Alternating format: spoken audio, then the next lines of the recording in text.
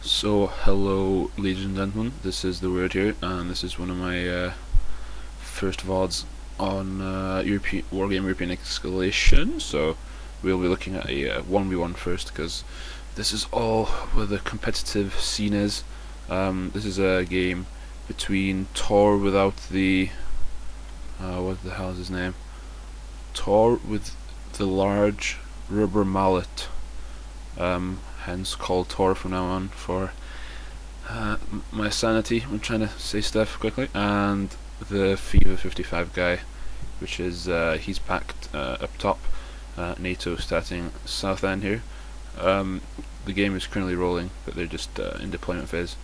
We'll speed it up a bit. I'll maybe slow it down and talk about the map. This map is the Fulda Gap. I'll zoom out. Hope that this doesn't kill quality. So you have two starting zones. The map is pretty, I think is an exact mirror. I think it is. So this is pretty rare, I think, for what I do anyway. I almost never start with all my forces in one area. I always spread out everywhere, which means if you lose one battle, you've only lost like a tiny bit of forces, and you've still got basically everything else in map control. As you can see, there's quite a lot of resource points on this map. The big four at mid with a lot of forest in the town makes it very hard to take that with anything but infantry and flame tanks. With don't put tanks in forests. That's one really bad thing that I hate about this game. Anyway, a bit about me actually. I don't play much 1v1, but I do play a lot with some other guys, 2v2, 3v3s, 4v4s.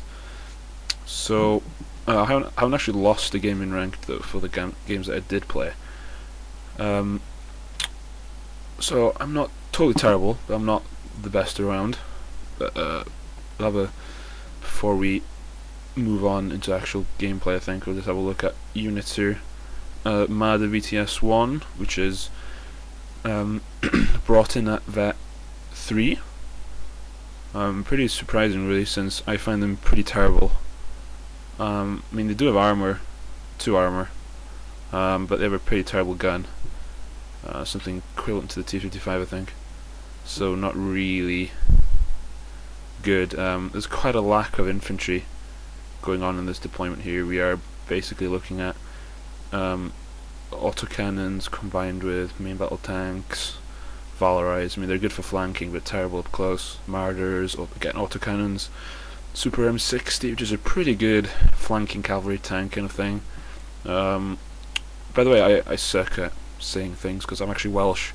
So in Welsh, CH is actually one letter and pronounced as so that's a lux for me, but apparently it's said in a completely different way, which I don't particularly understand, as it's a whole different language. But we'll go away from that.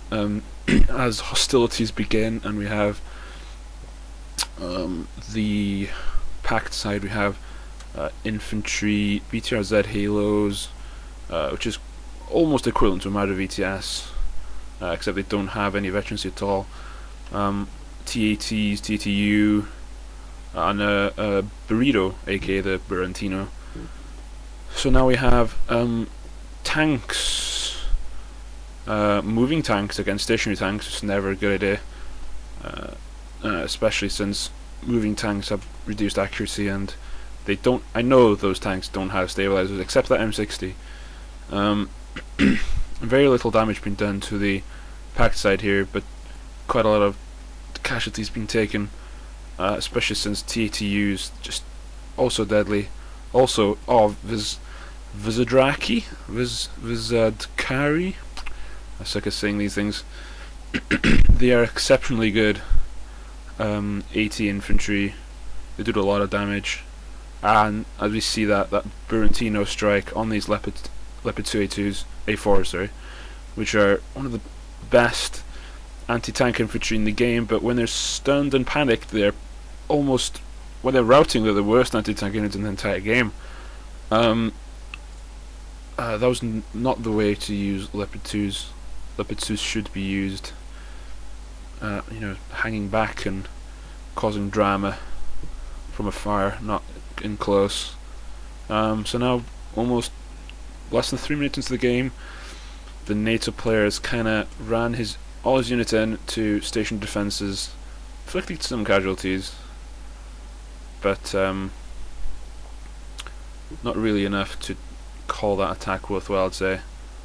Those ATGM Milans did do pretty well, I think. But again, you know, the cleanup crew now just getting shot by everything. BTRZ Halos gained some veterancy. One T80 there. Oh, did the T80U survive? I didn't see if that T80U. The T80U did not survive, did it? So he killed the T80U, which I guess is what what kept him in the game. But now, of course, Leopard 2s are just running into BTRZ Halos and routing and being all sorts of panicked. Of course, Leopard 2s very, very bad against anything. If shot in the side, there's very bad side armor. Transport helicopters here. Just gonna quickly finish that off, I think. Oh, the Marder Roland finding a use. Although that Leopard 2 is about to go down anyway. So basically, since this game is practically over now, let's just have a quick recap of what happened there. Defending units around here with infantry in hedgerows, static stuff, which had plenty of cover infantry, TTUs being attacked by tanks just running straight at them. Not the best ideas. Best of ideas? I think best of ideas. Since, station units, of course, are just very good at shooting moving units. I think moving units actually do gain a very slight dodge bonus, but it's definitely nowhere near enough to cancel out how bad moving units tend to fire because of the lack of stabilizers. So yeah, basically defense wins attack, really, if the attack... I mean, there was no artillery on the NATO side, was there? And he spent... I think that's a lot of units right there defending his command. That's the Sir AMX. Quite a lot of those, some flak panzers, 2 Zippos, and a Marder, and 2 Weasels as well. And that's a command armor. That's pretty expensive in itself. So a lot of resources being used just to defend their commands. I don't really understand why you spend so much resources defending a command. Normally I just keep mine running about. If you just start your command, say, there, in your home sector, they will never go there. They will search all these bushes. That bush, these bushes there, but they'll almost never search there. Or you can actually, alternatively, keep it with your units, which is surprisingly a very effective way of not getting it killed, since your anti-air is always next to your army. You have lots of forces to divert in case of emergencies, and etc, etc. It's pretty hard to lose commands that way. But that's certainly overkill, defending it there. Simply having a recon chopper and maybe 1 Zippo, 1 Chasseur FAMAS, 1 AMX, or something. So maybe just just Chasseur FAMAS in general around that forest. The recon could keep track of anything trying to get in, and you could simply move units to counter them instead of just having a massive group of units not doing anything at all. Of